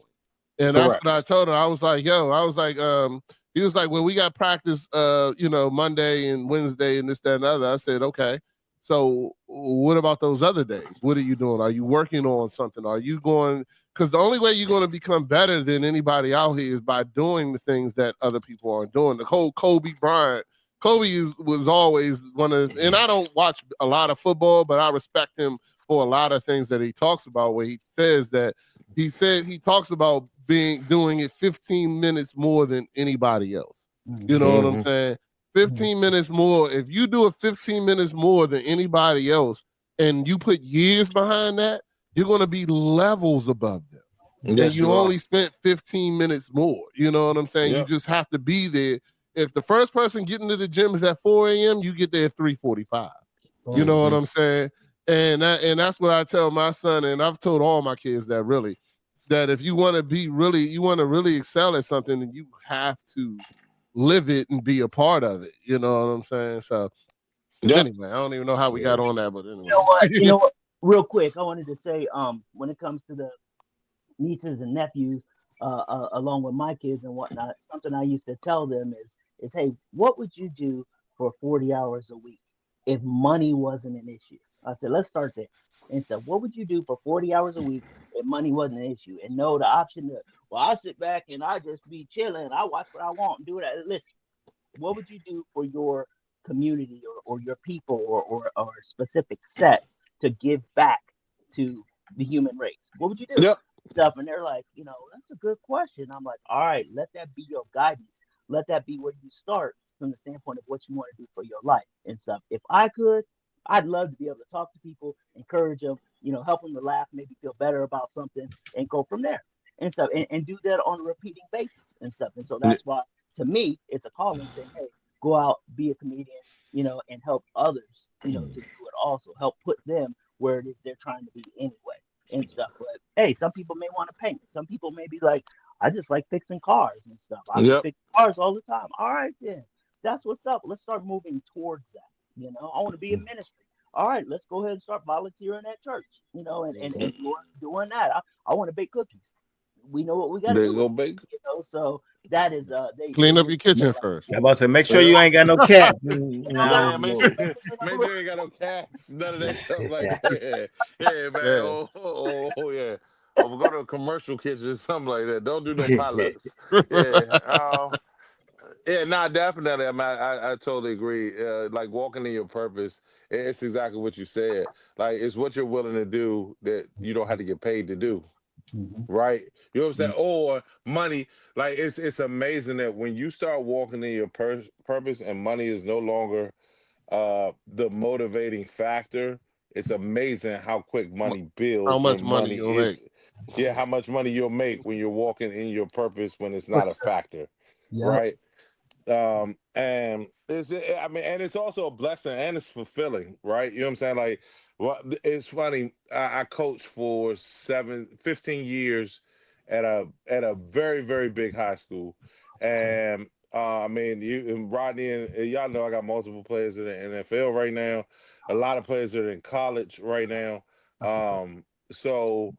We don't clap for them, Phil. They don't clap for them, Phil. We don't do that, sir. We don't do that here. The reason being, Phil, is because I got 4 different teams. Because I root. So the last 4 years, I've had 4 kids drafted, right? Wow. And so I root for those 4 different teams. They just happen to play this team called the Commanders that are locally here, right? You know what I mean? So, yeah, they think I switch up all the time, but it's really, yeah, it's really, you know, that just me rooting for some kids that I know. You know what I mean? That's all it is. You know what I mean? It's nothing more. But you know what I mean? But it's fun. I say all that because I literally only made $1,000 a season. Yep. Like, and that it really equates to about like 13 cents an hour. Come on. to do that. Yeah. Right. You know what I mean? But the fulfilling factor is I take my family to go see these kids play. These kids appreciate it. You know what I'm saying? And I stepped away from my passion so that my wife could fulfill her passion. Yeah. Because you know what I mean? And hey, if seeing her grow and seeing her fulfill her passion, you know what I'm saying? That's what marriage is about, right? Yeah. You know what I mean? So, it's her time to walk in her purpose because, you know what I'm saying? Her purpose is the focus right now. And will I come back to my focus? Of course. Mm-hmm. You know what I mean? At some point. But for right now, you know what I'm saying? That's when you know when money is not the driving factor, you know that it's not your purpose. You know what I'm saying? You're walking in your purpose. That's right. Mm-hmm. That's exactly what we got to look at, man. We got to break it down to the brass tacks. What would I do if money wasn't an issue? I would do this. All right. Well, even though you would do that, my wife has a book that she's writing from an anxious rescue dog's standpoint. We saying Blueberry, and I swear Blueberry must have been speaking Japanese or something because she didn't understand nobody when we first got her. It didn't make no sense. And right. One of our daughters got her, and I was like, she looks like our other dog, Jax. That's 2 different dogs. That's like saying, hey, do you know that black person over there? We are not all the same. All right. Right. Exactly. You want to get to know that one, you need to get to know that one. And stuff. But she's writing this book and going from there. But she pays the bills based on her nursing and her taking care of things from that standpoint at the Ohio State, as a matter of fact. She works over. And so we ain't fanatical like everybody else. Strickland's on there right now, but maybe in the future, we'll see what happens. But yeah, in doing that, that's what she's all about, And I'm like, baby, do you and stuff. I'm here to support you and make it happen. However, once she's up to and flying at the altitude that she wants to be, then I'm right back in my grind, and I'm right back on my grind and stuff. So I'm telling you, it's a good thing. There's times that she'll come to some of the shows, and in the beginning she'd come and she'd be like, I already heard them jokes. I'm like, baby, it ain't for you. All right, this is for the other folks. Exactly. This is for the other folks. It's like, all right, yeah, okay, I understand. All right, I'll be there. I'll support you and all that sort of thing and stuff. But either way, that's exactly what's up, man. So yeah, y'all saying some good stuff on here, man. Man, fly Eagles fly, baby. Here we go. Matt, you ain't got nothing to say about this? Your boy over here acting up, man. I hear him, man. I see this. He done went to the joint. Y'all throw the Commanders hats. You know what I'm saying? Washington National hats. Just because his hat started fitting again, he decided to wear his Nationals hat. No, man. Oh, wait. See, I represent the home team, man. Y'all could at least rock the Capitals, and I would have been respectful. You know what I'm saying? I'm rocking the red. What are you talking about? We went to the division championship. But that's over with. That's over with. You know what I'm saying? Y'all can rock the Capitals. We still win. The Capitals are current. The Nationals are terrible. You know what I mean? And the Capitals need the support. Dog, you didn't even know the Eagles were in Pennsylvania, dog. You thought Philadelphia was a state. You know what I'm saying? So what are you talking about? Capitals losing right now. Now you bringing that. All right, well, I ain't gonna argue with you over this. That's what I'm talking about. Terrible, man. You see how he try to you see how he puts his terrible fandom on his kids, right? He blamed them. He like, oh, I got kids at four different NFL teams. So I'm allowed to flip-flop because I don't want to make decisions. You know what I'm saying? Yeah. Oh, dang. I did that by accident. Hold on, my bad. That time was by accident. That time was by accident. But yeah, you see how he do? You mad? Then he won't blame it on everybody else. You know what I'm saying? That's why he flip-flopping. Yeah. Take accountability for your bad decisions, sir. I'm going to Tennessee this year. Tennessee Titans, baby. Titans up. Man. I am kind of upset that you take your family, but you don't invite one of your best friends, though. That kind of is messed up. Yeah. You know what I'm saying? Hey, look. We can have a dad mentality road trip, right, man? We should, man. You know what I'm saying? We could go. Like, I don't know if the wife wants to go. Like, she was not letting me invite nobody to LA. Y'all already knew that wasn't going to. But you know what I'm saying? Y'all already knew y'all weren't going. But this year it's either gonna be Tennessee or Indy. You know what I'm saying? And if it's Tennessee, she gonna want to come for sure. But if it's Indy, she don't want to go to Indy. She already said that. It's okay. We can make it a whole. We can make it a whole wife trip too. My wife can go to Tennessee or whatever. But we'll talk about that later when we got our guests today.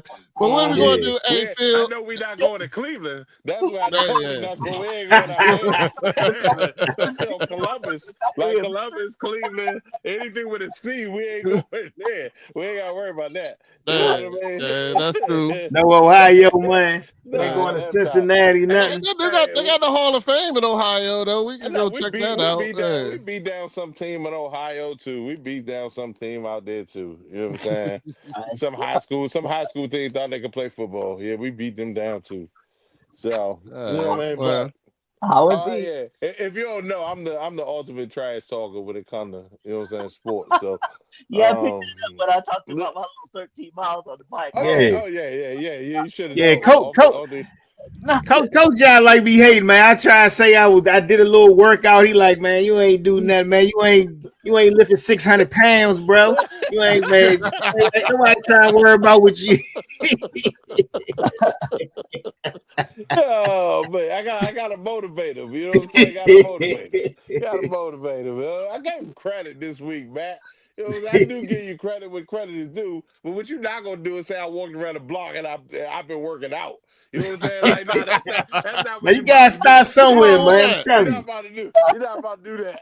Nah, Hey, I told you I ain't riding no bike no hey, more, look, man. O just pissed you off that day. You just happened to get it, walk around the block to cool down. That's all that was. Nah, You know what I'm saying? man. But don't call it working out. You know what I Walking is mean? good, man. I get my Yeah. steps in, man. I got my tracker, man. I track my steps, man. Gotta get my steps in every day.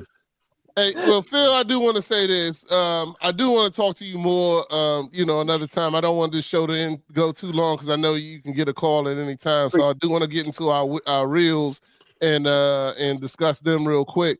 But I did want to, say I do want to bring you back because I do want to talk more into it. I definitely appreciate you coming and joining us and giving us this time, but for everybody, make sure Saturday, May 6th, 17th, 8 o'clock. If you are in Columbus, Ohio, then I feel bad for you. But you can go to the Art of Republic, and but if not, you can definitely check out the live stream, and hopefully Phil will give us a QR code to get our discount and everything, so that we can let the people know and watch. But the code is all caps. It's MPSCPS, which is just my initials right there. So MPSC. PS, and it gives you 25% off. Like I said, I'd be happy to have any and all who want to come there and have a laugh and go from there. So put that in at checkout on the Eventbrite. It'll hook you up, go from there. If price is an issue for anybody watching, man, just message me. I'll take care of you. It'll be all right. Hey, man, that's a bigger discount than Matty Ice has ever given us. Come on. We appreciate you. Matty Ice, though, do you like the fact you give it a discount? Nah, I ain't mad at him, you know what I mean? Hey, do what you do, you know what I mean? Right, you ain't getting one here, though. That's exactly what Matt was thinking. I give Ice King to the kids for free all the time. Let some kids come to the truck and don't have no money. I look out for the kids. All right, so I put the code Coach over there making all that money in one discount. I'm like, man, come on, man. Go spend some of that creek, baby. You know what I mean? MPSCPS is the code, right? Yep, and you put that in at Eventbrite at the checkout right there. It'll be like, you have a code, you put that in. It's all caps. It's got to be all caps. All caps. It'll automatically be 25% off. You go from there. Watch it online. I think it's like $8 full freight. Yeah, see, if that was Matty Ice, he'd charge 25% more when you do that. Yeah, because he hey, don't tell the tricks, man. That's the big companies do it where I can't do it. Come on, stop it, Rodney. Stop it. It's all good though, fellas. So, hey, look, I got a couple reels I want to watch. One talking about fatherhood. Another one that gives a story. I think this doing a little bit of this. During this conversation. So, I think this is a good one for us to watch. So I'm gonna go ahead and pull it up real quick and make sure this is on. And here we go. The father's job is not to nurture. The father's job is to be a microcosm of the real world. Love your child, yes, but prepare your child for the world out there, because nobody cares that you were the chosen one and you came along at a time when the family really needed a baby, and nobody cares. Can you do the job? Or no, it's real binary. I don't care what they say on the internet. The world is very binary. Do it or no, can or cannot, do or do not. There is no try. Your 17th place trophy in wiffle ball don't mean nothing to these people. Just like Rick with his 4 touchdowns in a single game. Like nobody cares. Al Bundy. Environment that is grounded in reality and maximum skills, especially for our daughters. And then we also have to get to a point where we start shaming people for not doing the right thing. And the right thing ain't child support. The right thing is taking care of your kid without the interference of the government. The right thing is educating your kid without worrying about whether or not they get a degree. Or the world. The father's job. All right. So what did y'all think about that clip? I saw Phil giving a lot of facial expressions, so I'll go ahead and let him go first about what he think about that clip. Man, shoot, that's real talk, man. I used to I was a youth leader for probably about 12, 13 years and stuff. And I remember telling them young bucks as they was coming up, I said, hey, look, anybody can be a dad. It takes a real man to be a father and stuff, but you can raise your kids but the great ones actually help raise others' kids, which is why y'all here in my basement right now. You should have brought some more donuts because it was on Saturday morning. And they start laughing and all. But the point was, you can raise your kids, but it takes a real special person to help raise someone else's kids and stuff. And that's real talk, man. Our kids are watching us, bro. Our kids are watching us. Man, if we don't care, who gonna care? Because the world will eat them up. I love you enough to tell you the truth, babies. That's what's up. That's how I put it. That's how I put it. Yeah, Coach, how you feel? I mean, you know how I am when it comes to that. You know what I'm saying? I am an advocate for like children learning early that either you gonna do it or you ain't. Like, I mean, it's just what it is. I think that, and I've said this many times. I think the critical moment in a lot of young adults' lives are that time frame between 18 and 23, and them maturing in a manner of which they are not reliant on us. That's the time they must struggle to get through some things and learn some hard lessons that won't kill them at that point, right? Where we are still the safety net, but the net, you got to drop a long ways till you get to that net, right? You got to go through some falls, you got to go through some scares before you get. And what it does is it ensures, one, that they don't necessarily move back right back home. That's the first thing. You know what I mean? Not saying that they won't eventually, but it teaches them responsibility. You know what I'm saying? At a very early age. You know what I'm saying? And not the teenage responsibility, not the childhood responsibility, but hey, the adult world expects you to perform. The adult world expects you to advocate for yourself. If you want something in the adult world, you must get it, because ain't nobody gonna give it to you in the adult world. You want a job? Go apply for a job. You want a scholarship? You gotta go apply for a scholarship. You want to keep your job? You gotta go to work. You know what I mean? And you know what I'm saying? It's just, though, that is the time frame where it's kind of like, oh, I didn't want to be an adult. They got to learn that during that time frame. I really didn't want to be an adult so quick, but now that I'm here, I got to learn how to be it, because you know what I'm saying. If you get coddled, then that process takes so much longer after 23 to get to 25 when you really start hitting the pavement, right? So, but oftentimes we still want to shelter our kids at that level. Yeah, When we really should be letting them go. definitely. I definitely agree with that. And I've learned those lessons just, through our kids, because, as we grow, we want, make sure our kids have the best, look out for them. But you definitely got to let them bump their heads as they grow older. You know what I'm saying? To get out here and figure out that everybody not going to love you the way your parents love you. You know what I mean? we think you cute. We think you know what I mean? But once you go out there, you're not going to get those same leeways in the real world. You know what I'm saying? And I think that's a invaluable lesson that we have to teach our kids. You know what I mean? That people going to treat you differently when it's not your friends, family, and loved ones. You know what I'm saying?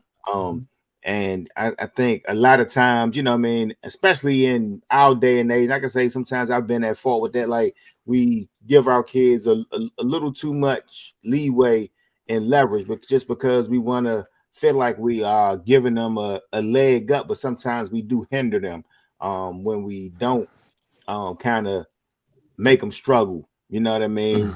In areas where they should. You know what I mean? So I definitely have learned that through experience. I've seen that through other friends and families, you know what I mean, who have done that, and sometimes it backfires on them when they do, you know what I mean. Then the kid try to, you know what I mean, get you with sympathy, you know what I mean, like, so now you trying to be sympathetic to what they're feeling, and then you giving them a little too much. So I think that is true, you know what I mean. But there's definitely balance to it. You know? But I do agree with that, and a lot of the points that he did make. Yeah, absolutely. So I definitely agree with everything everybody said. I think we kind of learn. I mean, as fathers, we're definitely, it's easier for us to do a lot of those things. It's just like when even the coach talked about 18 to 23. But let's talk about even when they're babies or infants and they're learning. You know what I'm saying? Sometimes you gotta they start walking and they fall and hit their butt. You can't run up into them and coddle them and this, that, and the other. You gotta learn to get back, learn for them. They have to learn to get back up. And even that same method is the same way when they get to the 1823. You gotta let them fall. You know they're going to fall. You know what I'm saying? There's no perfect life out here where anybody walks out here and is successful right off the jump. There's going to be falls. It's about to get back up. That's what I tell my kids and talk to them about. It's about to get back up. Yes, you're going to scrape your knee. You still got to get up. You know what I'm saying? Yes, something's going to happen. It's going to be difficult, or something's not going to go your way. You still got to get back up. You know what I'm saying? And you still got to get in the process of getting back up is what's going to make your kids strong and actually grow. You know what I'm saying? And I'll give a real quick one. My son, he was 23 now in the Air Force. When he was from ages 2 to 5, he had seizures. And they couldn't figure out why he was having seizures and all this other kind of stuff. And the doctor told us, oh, he's going to have developmental problems. He's going to have this issue. He's going to have that. And he said, your son can't play sports because he can't do anything that's going to bang his head or this, that, and the other, and blah, blah, blah. And the doctor said all that. Me and my wife went home and prayed. And God told me, put him in everything. Put him in everything. And my son played football. He played every sport. He did everything. And then at the end, his passion became in mixed martial arts. Now, if you don't think he got hit in the head in mixed martial arts, it definitely happened. He did that for years and loved it and went to practice. I didn't have to wake him up. He was walking to practice if I didn't get up in time to take him to practice. You know what I'm saying? And those are the things that, people say you can't do this, you can't do that. But when it comes to, like, look, if God say you can do anything, man. So he definitely did. Now he's in the military serving. You know what I'm saying? And that was one of the reasons why it took him so long to get into the military, is because they had to deal with all those issues because he had seizures, he had and he had to prove that he was capable. You know what I'm saying? And he did all that. He made those statements and made those efforts to be there. So, you know what I'm saying? I'm super proud of that. But look, man, even at a young age, you'll be told that you can't do something. You know what I'm saying? Hey, look, you set your mind to it. You put God is in your corner. You can do whatever you want. So, that's just my little part about that. But you got to teach your kids, hey, look, it's not about the fall. It's about to get up. I think Phil said something earlier about it's either a lesson or what was the statement? You win or you learn. Yeah, you win or you learn. So even in things, if you call it a disappointment or failure, there's still something to be learned there. You know what I'm saying? And turn that into and turn that into the real thing. And that's something that we definitely need to be talking to our kids about, and not even our kids, man. Talk to everyone about it. Because you know what I'm saying? Like I said, I've started this new job and it's been kind of my mission there because I see all these talented young people, but they've been told all their life they can't. And I'm just looking at them like, why can't you? And they're like, well, I was told I can't do that. Why? Tell me why. I need you to explain. And they don't have the answer. And I was like, well, and there's another thing I'm preaching now is that if you don't change, then you chose. Ooh, and good. He was like, what? And I was like, yeah, if you don't change something, then you chose it. I was like, I had a great job, but I was miserable. I hated it. I didn't want to be there anymore. So in one point in time, if I'm still going to work, that means I chose it. You know what I'm saying? Yeah. I chose it. So if you're not willing to change, then you chose it. So there you go. So why are you complaining? So and I told him all that. If something's not right in your life and you don't change it, then you're choosing it. So there you go. And that's just another thing to throw in there real quick. So I think we all answered that. I got one more clip. Let me get ready to pull that one up. And this one kind of go. Hold on. Sorry. Pulled up the same clip.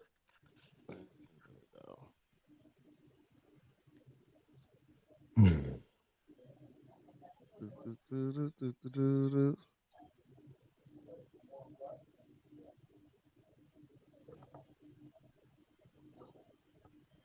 I not fallen down, I wouldn't have my wife. You can stop right there. I can stop right there. I can stop right there. I can stop right there. I go through 5 years of hell to get hurt. Did it hurt? Was it uncomfortable? Was it embarrassing? Yeah. But I wouldn't have got her. And I wouldn't have got me. These past 2 years, I got to go back and get me. Had I... All right, so if y'all don't know who that is, that's Jonathan Majors. If you're not familiar with his situation, he has been going through something where a young lady has accused him of some things that she allegedly says he did. And he was in an interview talking about that, and he said, yeah, all that happened, but doing all that, I found my wife. You know what I'm saying? And you know what? If I had to go through that to find her, then it was all worth it. You know what I'm saying? Those 2 years of going through that was nothing. I go through 5 years because I found her. And to me, that lesson in just watching him in there. And I'm not saying whatever he did was heinous and didn't deserve, but the lesson that he's saying in that is something to be noted. You know what I'm saying? Like, because even though you go through something, it could be setting you up for the true blessing. You know what I'm saying? Because the blessing to him is he found his wife. He found the one. You know what I'm saying? So in my opinion, I thought it was a good lesson to learn. And we always talk about, like you even just said, lesson in winning and lesson. You know what I'm saying? So it's not a loss, it's a lesson. You know what I mean? It's a lesson. I don't know. Anybody else, you got anything to add to that, or what you think about that? Yeah, no, I agree, because you definitely got to go through things. I think it's when you go through situations, it's always an opportunity in every challenge, because that's how you create something. Like you were saying, like that's how you came up with MPSC, because there was a challenge there. But you didn't allow that to stop you. You came up with an idea, so it created an opportunity. So different things and challenges that we go through, situations. Some of them are more serious than others, but it's all about how you decide to respond to it, not react to it. So you respond to it, you come up with an idea and a solution, and then a lot of times, if you are in the right mindset when you are going through a situation, you come up with those solutions, those ideas that could create opportunity. You know what I mean? Because I went through several situations at the time that I didn't really understand or know how I was going to deal with, but then you just continue to push forward, and then you look back on it and you realize that situation actually was a good thing. You know what I mean? That allowed you to learn new things, created an opportunity that you may have never sought out before if you didn't experience that challenge. You know what I mean? That friction that caused you to seek out new means. You know what I mean? But you got to be in the right mental state, you know what I mean, to be aware of the opportunities that's around you, when you're going through those things. So I definitely agree with that. All right, Coach. Yeah, I mean, as long I think it's right to what y'all been talking about. He just learning from his situation, right? You know what I mean? And I mean, his situation was difficult. And truth be told, I mean, some of it, you know what I'm saying? Yeah, I get it that you found a wife. Some of it was self-inflicted, but at the very least, he learned from it. Right. Yeah, And now, a lot of times it is self-inflicted, the stuff we go through. Yeah, that's what I'm saying. Like, and at least he's recognizing that, you know what I'm saying? He had to learn from it and he had to grow from it. But the other aspect about that is that if he hadn't went through it, would he have been ready for his wife? Yeah, he was. You know what I'm saying? You don't know either way, though. I got you. But I'm saying, but that could have been a real incident. Because I mean, there's a lot of things I went through in my life that trust me, definitely prepared me for marriage and things like that I thought was heinous at the time that it happened. But hey, I wouldn't have been softened. I wouldn't, to me, and I'm just giving the outside looking in, he fell off a pedestal. You know what I'm saying? And because at that point in time, he may not have been looking for a wife because he was on that pedestal. And then when he fell off and realized, I'm vulnerable. I'm actually a person. I'm not this God that I put myself to be on. That hold on, who's really here for me? Type of situation in my mind. But I don't, like I said, I'm just the outside looking in. Phil, I'll let you get the last word for us, brother. Bro, I appreciate you. I sent you over two pictures I wanted to reference on based on what Mr. Majors was talking about and stuff. The first one was the playing card for my dad. Are you able to put that up? You sent it to me on Facebook? Yeah, Facebook Messenger. I think I sent it. He ain't got that kind of savvy yet. You know what I'm saying? You see how hateful people are, man? You know what I'm saying? You talking about this picture right here, sir? If you talk about this picture right here, sir. This picture is this the picture you talking about that I can't? That was Coach. That was my dad. Okay, good stuff, man. From what he did. At his time, he didn't even want to play football. He wanted to play baseball. And one of the guys, this guy named Leroy, they was out playing backyard football with the kids around Cincinnati because he was from Cincinnati. Oh, excuse me. Oh, here we go. And he said, "Man, you should play football, man. You know they can pay for your school." And he was like, "What?" He's like, "Yeah, they can pay for your school and all that." He went ahead and got on the freshman football team and stuff, and he got on there before he was supposed to and stuff. He went to the practices over the summer and all that, and the coach found out. He's like, "Strickland, you in 8th grade?" He's like, "Yeah." It's like, "Man, you about to mess up our roster season." Yeah. Man, he's like, "You come back to me next year and stuff, and we go from there." So anyway, he comes back, he gets it done, he gets it situated, and winds up getting all the way up to Ohio State, met Woody Hayes. Good stuff. And all that stuff. But the cool thing is he kept pressing through. And one of the things that he tells me, because he's still around, but one of the things that he tells me is like, "Hey, I did what I had to do then, so you guys can do what you want to do now." All right. Stuff. Like, I was in there and I used to laugh at him when he was little because his fingers be all bent up and all that stuff and playing football. I was like, "Make them straight, Dad." He's like, "Okay." I laughed. I'm 3 or 4 years old and stuff, but man, that's what he did. And he played both sides of the ball. Man, yeah, hey, we got to remember. Yeah, I see. We're That's on back in the day, yeah. We're standing on the shoulders of those who came before us.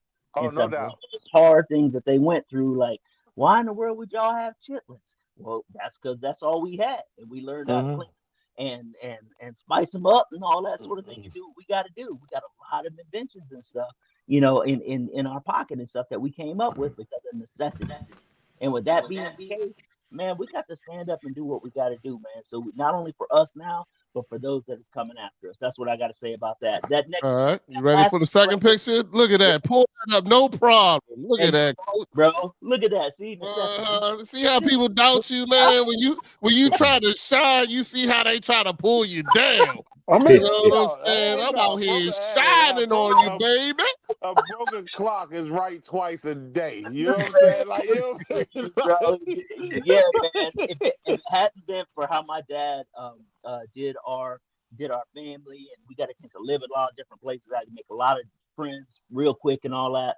I was able to sit down and Cassandra was like, "Hey, I want you to be my man." I was like, "Really?" She's like, "Let's relax and stuff." But either way, we went ahead. We wound up getting these 2 beautiful daughters, and they're both doing their own big things now. And going from there, the one in the orange dress is the one that's about to make us grandparents, and the one on the far right is the one who was like, "Dad, sorry about the truck window." So, hey, man, you gotta take the good with the bad, man. Sometimes you get the bull, sometimes you get the horns.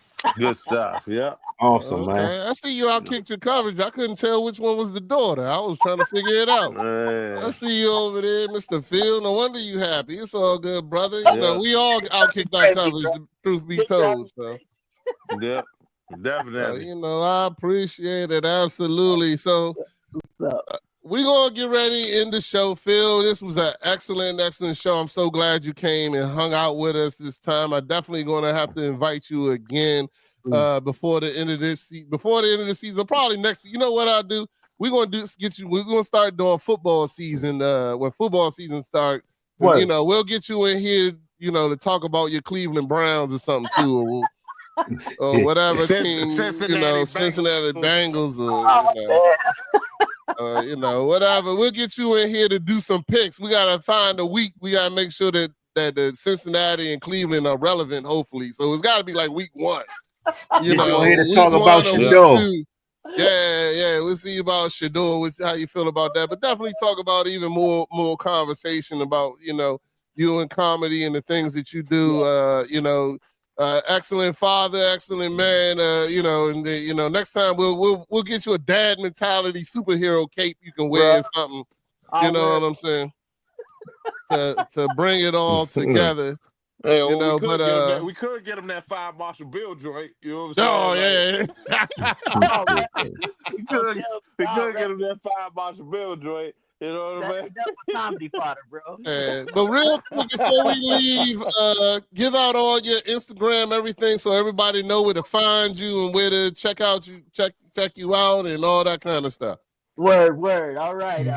MPSC Entertainment LLC on all socials. So Instagram, MPSC Entertainment LLC, YouTube, MPSC Entertainment, all socials and whatnot. If you get on there, you can find me, Mr. Phil Strickland.